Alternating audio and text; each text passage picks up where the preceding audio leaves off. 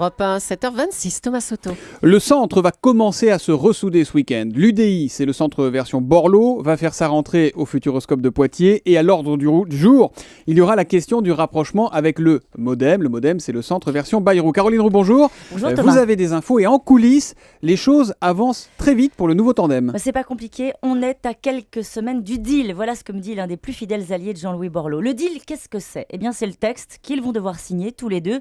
Une charte des valeurs communes, une structure pour organiser la réunion des centres et un accord sur les prochaines élections. Alors, ils y travaillent en ce moment, chacun de leur côté.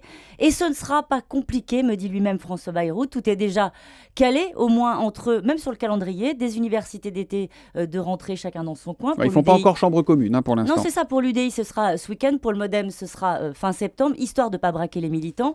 Pour l'officialisation des retrouvailles, eh bien, il faudra attendre début octobre avec la photo Borloo-Bayrou lors d'une grande conférence de presse. Tout ça soigneusement mis en scène, évidemment. Ça a l'air tellement facile quand on vous écoute. Est-ce qu'on peut balayer autant de haine aussi facilement et aussi rapidement, C'est ce Caroline ? que j'ai fait. J'ai repris mes vieux cahiers. Vous savez, les vieux cahiers. C'est là que vous êtes il y a intraitable. Une année, 2 années. Et c'est vrai que Ce que vous lit... disent les uns et les autres. C'est ça, exactement. Mois Et après mois. lorsqu'on lit les commentaires entre l'un et l'autre, le rapprochement semble absolument inouï. Borloo sur Bayrou, ça donnait « Il ne travaille pas, il ne pense qu'à préparer tous les 5 ans le festival de Cannes, entendez la présidentielle. » Bayrou Boum, sur Borloo, 1-0. ça donnait « C'est un velléitaire, il n'aime pas mener les combats en première ligne, c'est un traître, oui. il a rejoint la droite du fric avec Sarkozy. » Ça fait un partout. C'est violent. C'est de la SEM. Tout ça existe encore.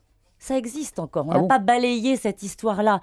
Mais comme me le dit François Bayrou lui-même, il a fallu mettre nos égos dans notre poche et on ne peut faire la paix qu'avec ceux avec lesquels on a fait la guerre. En fait, c'est le pragmatisme qui l'emporte. Le patron du MODEM n'a plus le choix, il est seul, la gauche n'a pas besoin de lui et il doit sauver ses élus. Et Jean-Louis Borloo, lui, ne peut pas dire qu'il a uni les centres si Bayrou fait cavalier seul. Alors les politiques peuvent changer d'avis régulièrement. Les militants, eux, ont parfois des convictions un peu plus fortes. Vous pensez que les militants, les élus centristes vont avaler ça comme ça aussi facilement qu'il ne va pas y avoir des résistances ? Il y aura des résistances et elles seront locales, mais ce sera à la marge. Ce rapprochement se fera. Il ouvrira une bataille entre 2 présidentiables, c'est écrit.